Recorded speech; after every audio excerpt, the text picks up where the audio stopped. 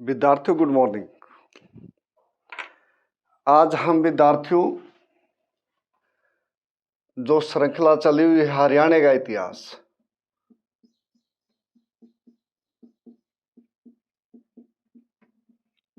ठीक है, उसमें एक बहुत इंपॉर्टेंट टॉपिक है कि सिंधु घाटी की सभ्यता। सिंधु घाटी की सभ्यता, इसको करेंगे विद्यार्थियों। जिसने भारत का इतिहास पढ़ रखा है उसके लिए कोई मुश्किल नहीं है, क्योंकि हरियाणा हो या कोई भी स्टेट हो या यूटी हो, वो भारत का ही हिस्सा है। और जब हम एक बड़े स्तर पे इतिहास को पढ़ते हैं, मान लो भारत का इतिहास, तो हरियाणा का इतिहास भी उसमें सारा का सारा कवर हो जाता है, कोई स्टेट का भी हो वो भी,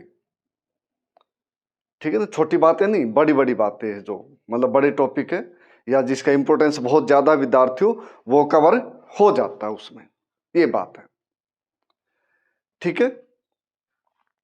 इसलिए ये बात ध्यान रखो कि भाई कंपटीशन पॉइंट ऑफ व्यू से भी और एज ए बीए एमए के विद्यार्थी के रूप में भी जो इसकी बेसिक जो बातें हैं वो याद होनी चाहिए कि भी इसका जो क्षेत्रफल है सारी सिंधु घाटी का 12,99,600, ठीक है, वर्ग किलोमीटर बच्चों, ये है, ठीक है। और कहाँ कहाँ फैली है? पाकिस्तान में, भारत में और अफगानिस्तान में। यह भी ध्यान रखना, इसके कुछ अवशेष अफगानिस्तान में मिले हैं, इस बात का ध्यान रखो। अब टॉपिक है विद्यार्थियों की भी हरियाणा का इतिहास, ठीक है, हरियाणा का इतिहास टॉपिक ये है। अब टॉपिक ये है, तो इसमें हरियाणा का जो इतिहास है, तो हरियाणा मोस्टली कवर्ड है, मोस्टली हरियाणा इसमें बच्चों सम्मिलित है इस सभ्यता में। तो इसको कांस्ययुगीन सभ्यता भी कहते हैं, ये ध्यान रखना, कांस्ययुगीन सभ्यता किस लिए कहते बच्चों? कि सबसे पहले जो कांस्य धातु है उसका प्रयोग यहां पे हुआ है, इन लोगों ने किया है, सिंधु घाटी के लोगों ने, ठीक है, सबसे पहले प्रयोग इन्होंने किया है, ठीक है। क्योंकि कांस्य जो बनता है बच्चों, तांबा, कॉपर और प्लास्टीन, जस्ता, 9 भागीय और 1 भागीय, इनको मिला दो तो जो कांस्य है वो मिल जाएगा, ब्रोंज है वो हो जाएगा बच्चों, ठीक है, ब्रोंज का निर्माण हो जाएगा। अब इसके साथ साथ इसको जो बड़े रूप में कहे कि हड़प्पा सभ्यता भी कहते हैं। हड़प्पा सभ्यता इसको इसलिए कहते हैं कि सबसे पहली खुदाई इसकी हुई है। 3 बात ध्यान रखो कि सबसे पहले तो ये हो गया, दूसरी होगा कि सबसे पहली खुदाई इसकी हुई है, इसलिए इसको हड़प्पा सभ्यता भी कहते हैं। तीसरी बात है कि सिंधु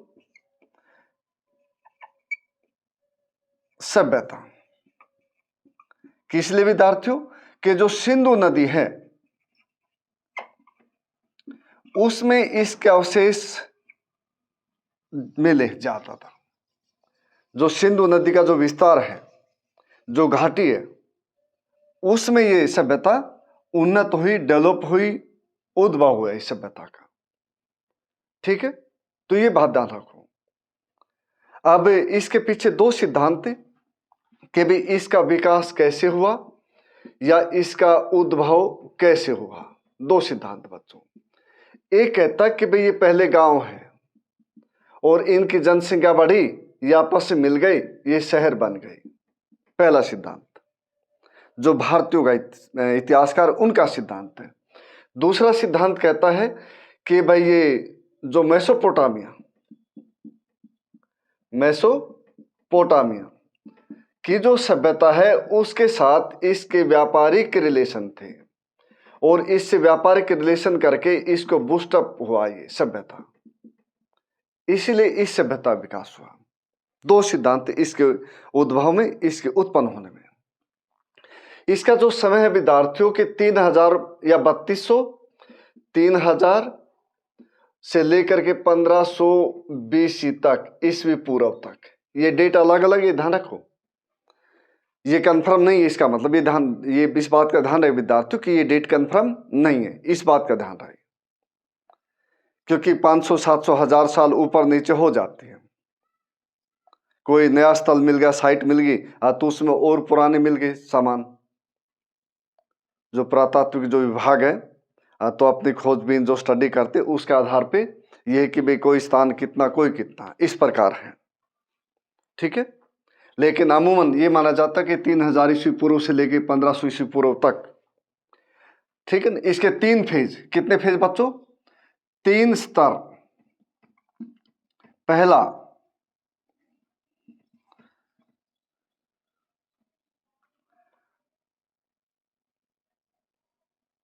दूसरा और तीसरा, ये अर्ली फेज बच्चों। दूसरा मैच्योर फेज और तीसरा लेटर फेज। इसका मतलब है कि जहां से सिंधु घाटी की सभ्यता की शुरुआत हुई वो फेज, एक गांव वाला, एक कस्बे वाला, ठीक है ना, छोटा कस्बा, ये ध्यान रहे बात, या गांव मान लो, ये फेज। दूसरा मैच्योर, उन्नत काल। ये उन्नत जो काल है वो 2200 से लेकर के वो 1750 या 1700 ईस्वी पूर्व तक का है। उसके बाद इसका तीसरा काल कि 1750 या 1700 से लेकर के 1500 या 1400 ईस्वी पूर्व तक, ये काल इसका। ठीक है, तो 3 काल बच्चों के भी ये एग्जाम में पूछा जाए भी कितने इसके स्तर है, कितने इसके काल है। 3 काल है। पहला ग्राम मतलब अर्ली फेज 3000 ईस्वी पूर्व से लेकर के 2200 ईस्वी पूर्व तक। दूसरा मैच्योर फेज जिसमें शहरीकरण हुआ इसका, क्योंकि इस सभ्यता को शहरी सभ्यता भी कहते, संस्कृति भी कहते हैं। ये शहरी संस्कृति थी, शहरी सभ्यता थी। ठीक है ना, ये बात ध्यान रहे। शहरी सभ्यता मतलब कि यहां पे नगर थे, एक नगरीय ये थे सभ्यता। ठीक है, इसमें नगरों का विकास ज्यादा था, ये इसका उन्नत फेज है। तीसरे में जब इसका पतन शुरू हो गया, ठीक है, लेटर का मतलब जब इसका पतन शुरू हो गया, जब इसका डिक्लाइन शुरू हुआ। 3 फेज इस प्रकार है।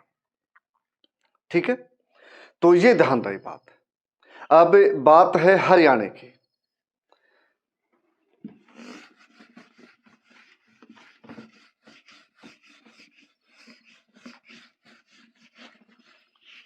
तो हरियाणा में बच्चों वो भी भारत का हिस्सा है, लेकिन हरियाणा के कुछ जो स्थल है उनको लेकर के है। ठीक है, हरियाणा के जो कुछ हिस्से हैं, जो स्थान है, उनको है कि मीठा थल, राखी गढ़ी, कुनाल, सीसवाल, भिंडराना, गिरावड़, भगवानपुर,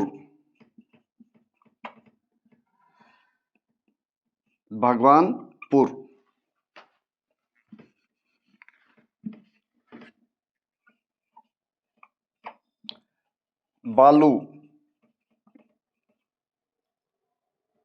इस प्रकार। ठीक है ना, ये स्थल है। और उसके बाद जो 2000 के बाद भी जो हुआ, तो उसमें जैसे भौर है, रोहतक, ठीक है,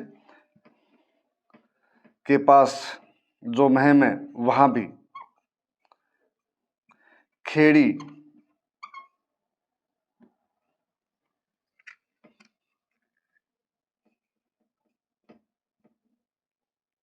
ठीक बच्चों, इस प्रकार है। तो ये प्रमुख स्थल है यहाँ के। और इस सभ्यता का जो विकास है, एक तो सरस्वती, एक बच्चों दरस्तवती। इन जो नदियां हैं यहाँ पे होता ज़्यादा। इसका मतलब ये हुआ कि भाई हिसार है और अंबाला साइड और उसके साथ साथ फतेहाबाद, भिवानी,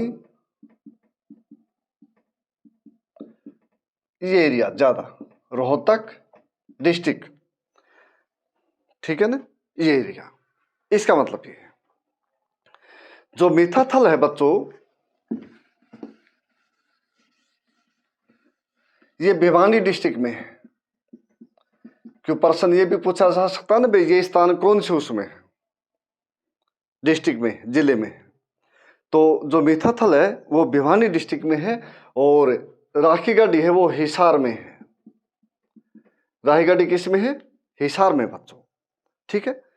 जो कुनाल है ये कैथल में है और सीसवाल है ये हिसार में है और हिसार में चौतंग नदी है, चौतंग इस नदी के किनारे है, ठीक है ना, इस नदी के किनारे हैं। बिंडाना है फिर फतेहाबाद में, गिरावड़ है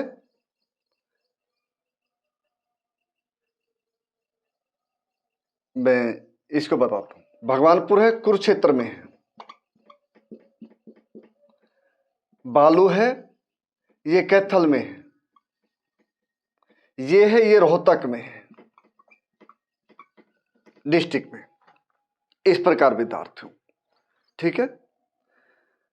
तो ये प्रमुख स्थल है यहाँ के हरियाणा के, जो आप लोगों से प्रश्न है उसमें पूछा जा सकता है कि भाई इसके बारे में बताओ, ठीक है।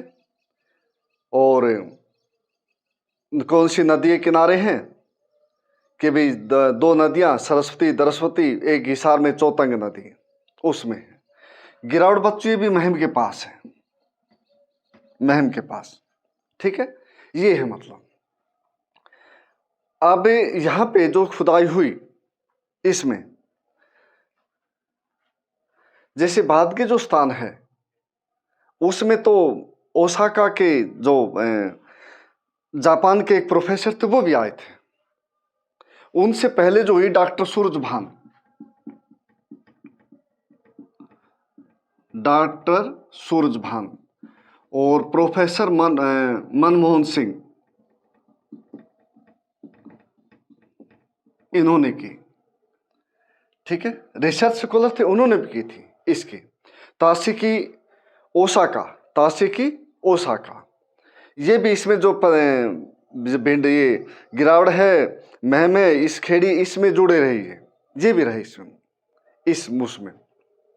और गिरावट है जो ये, इसमें तो खास बात ये बच्चों के गर्त निवास मिले हैं। कौन से निवास? गर्त निवास। तो बच्चों गर्त निवास किसे कहते हैं कि गड्ढा, गड्ढा खोद करके मतलब 6 फुट से लेकर के 10 फीट तक मिले हैं, ठीक है ना, उनकी लंबाई चौड़ाई, ठीक है। वहां पे चूल्हे भी मिले हैं, वहां पे कुछ और गड्ढे भी मिले हैं। तो आदमी ये मानते कि भी जब बारिश का मौसम हो या आंधी आए तो हो सकता है कि आदमी इन गड्ढों में चले जाते हो और इसलिए यहाँ पे खाना बनाते हो या इनका प्रयोग एज ए स्टोर के रूप में करते हो, स्टोर के रूप में करते हो। ये हुआ है, ठीक है।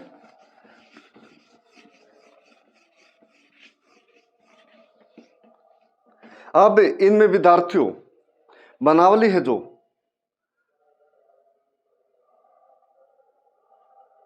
बनावली रह गया बच्चों,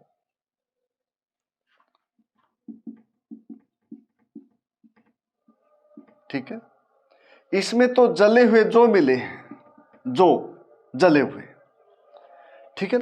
यहाँ की जो प्रमुख फसलों की बात करूं मैं तो प्रमुख फसल यहाँ की जौ थी, जौ के साथ साथ यहाँ पे जो गेहूं थे, गेहूं भी, और विद्यार्थियों चावल भी, और विद्यार्थियों दालें, और जो ड्राई फ्रूट है वो भी, और उसके साथ साथ गायें और ऊंट और विद्यार्थियों हाथी, गैंडा, घोड़ा, इनके अवशेष मिले हैं। ठीक है, इनके अवशेष मिले यहाँ पे, ये ध्यान रहे बात। ठीक है, जो बनावली है इसकी जो खुदाई की RS बिष्ट ने की थी, प्रोफेसर RS बिष्ट, इन्होंने की थी। ठीक है, राखी गढ़ी है इनके डॉक्टर सूरज भान उन्होंने की थी। इस प्रकार ये था। ठीक है विद्यार्थियों, इसको साफ कर दो आप।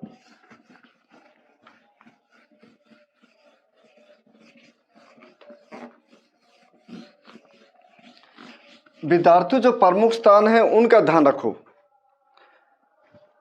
जो प्रमुख स्थान है उनका ध्यान रखो।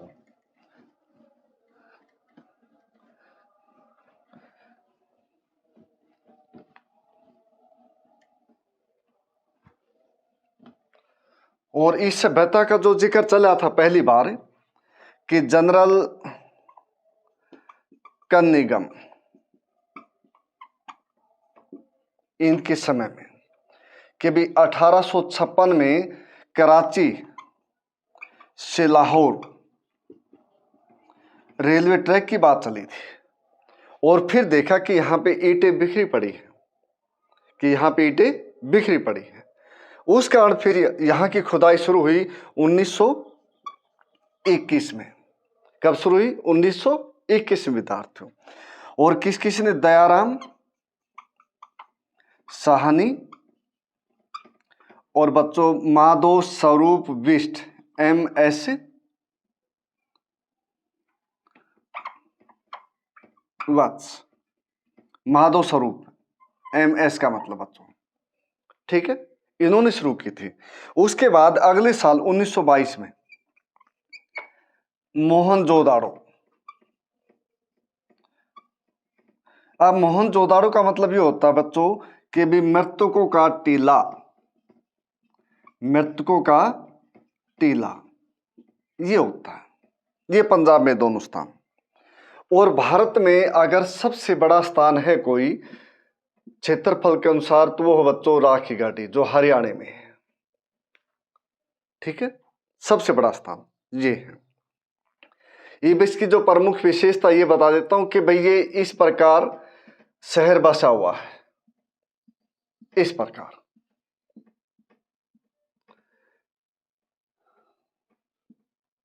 कि एक मैट्रिक्स से सिस्टम था। ठीक है, जैसे ग्रिड पैटर्न नहीं होता, ग्रिड पैटर्न, इस आधार पे शहर बसा हुआ है। और सड़कें उत्तर से दक्षिणी तरफ और पूर्व से पश्चिम की तरफ जाती हैं सड़कें। ठीक है, ये पूछ ले भी सड़कें कहां से किधर जाती हैं? कि उत्तर से दक्षिण, पूर्व से पश्चिम जाती है विद्यार्थियों, ये ध्यान रखें। और उसके साथ फिर ये रखो कि भाई यहां पे कच्ची ईंट और पक्की ईंट दोनों के अवशेष मिले बच्चों, दोनों के अवशेष मिले यहाँ पे। और इसके साथ इन ईंटों का जो आया तो है एक समान मोस्टली, ये क्षेत्रफल की उसकी दृष्टि से कि 1:2:4 के मान लो 6, 12 और 24 इस प्रकार इनका सेंटीमीटर में कि 10 × 20 × 40 ये इस प्रकार 6.5 × 13 × 26 ये रेशो बच्चों एक समान है। मतलब सभी ईंटें ये है, कच्ची ईंटें भी पक्की ईंटें भी। और इसका जो नगरीय है जो बताया कि जो ग्रिड पैटर्न है और मकान है दो भागों में बटे हुए हैं कि दो भाग टीला। ठीक है ना, ये ऊंचा टीला है, इस साइड का ये ऊंचा टीला है और इस साइड का ये नीचा टीला है। पश्चिमी भाग ऊंचा है, पूर्वी भाग नीचा है। यहाँ पे मकान बड़े हैं, मकान बच्चों यहाँ पे बड़े हैं, यहाँ पे छोटे हैं। यहाँ पे बहुमंजिला है, मंजिल कई है यहाँ पे, ठीक है ना, यहाँ पे एक मंजिला है, ये ध्यान रहे बात, ठीक है। और मकान मोस्टली इसके जो दरवाजे हैं ये मेन रोड पे न खुल करके पीछे तरफ खुलते हैं, और खिड़कियां दरवाजों से ऊंची है बहुत सी जगह, और पीछे तरफ दरवाजे इसलिए खुलते हैं कि भी ताकि आदमी जो अधिग्रहण करते, इंक्रोचमेंट करते, वो न करे। उसका बेसिक कारण ये विद्यार्थ। और इसके समय में जो धातु थी बच्चों, सोना, चांदी, तांबा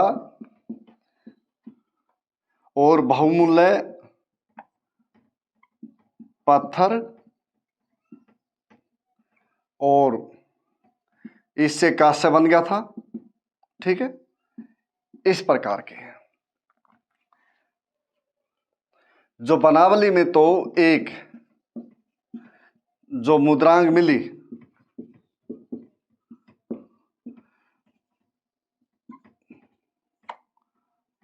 उसका शेर का मुंह बच्चों, और उसके 2 सिंग है उसके ऊपर, ये भी मिले विशेष रूप से।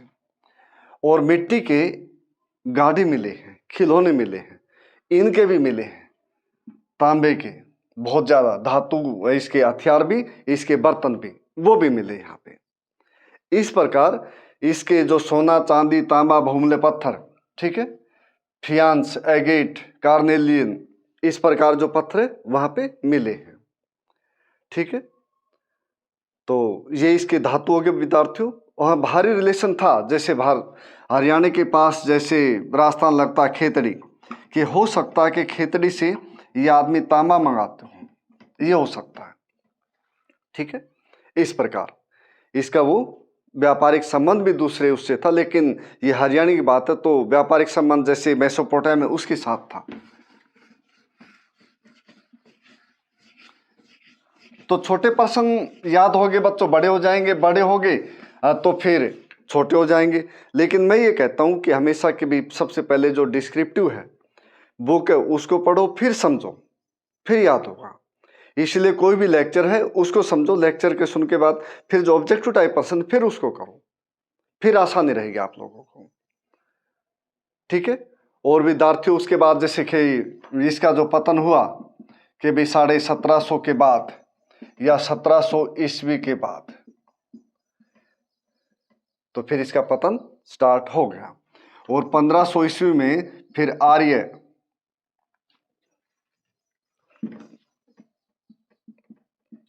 संस्कृति ये आ गई। ये ध्यान रखो कि ये सभ्यता थी। सभ्यता का मतलब बच्चों सभ्य कि भी इसका मतलब समाज सभ्य था कि समाज पढ़ा लिखा था, इसका मतलब ये है। क्योंकि यहाँ पे 400 अक्षर मिले हैं, 400 अक्षर मिले हैं। और यहाँ पे जो मुद्रांक जो इंस्क्रिप्शन मिले, जो इस मराठी गढ़ी में, बनावली में, उन पे अक्षर जो मिले, कि इसको पढ़ा नहीं गया है, इसलिए इसको आद्य इतिहास कहा गया है। कौन सा इतिहास कहा गया है? आद्य। आद्य इतिहास का मतलब बच्चों ये कि हमारे पास लिखित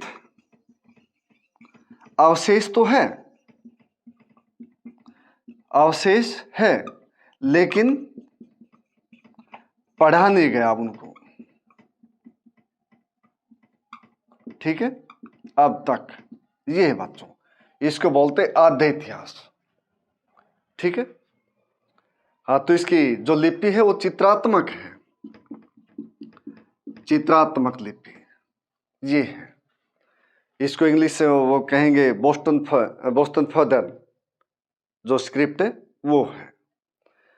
और उसके बाद इसका कहते भी सरस्वती जो नदी थी वो भी सूख गई। उससे पहले जो सिंधु नदी थी वो सूख गई, या उसने अपना जो डायरेक्शन थी उसने वो चेंज कर ली, और या यहाँ पे भूकंप आ गया, और या यहाँ पे कोई महामारी जैसी बीमारी आ गई, और इस कारण ये संस्कृति जो सभ्यता है वो खत्म हो गई, ठीक है विद्यार्थियों। तो हरियाणा का इतिहास था, और छोटा टॉपिक है, बड़ा टॉपिक नहीं था। प्रमुख जो स्थान है 10, 12, 15 वही 15 के आसपास है, ठीक है, कि पहली नगरीय अगर संस्कृति सभ्यता के बारे में बात की कि नगरीय सभ्यता कौन सी है, तो सिंधु घाटी सभ्यता है। नगरा विकास था, सड़कें चौड़ी थी, कच्ची पक्की ईंटें दोनों का प्रयोग हुआ था, इस प्रकार था ये। ठीक है, तो बच्चों सभी का धन्यवाद।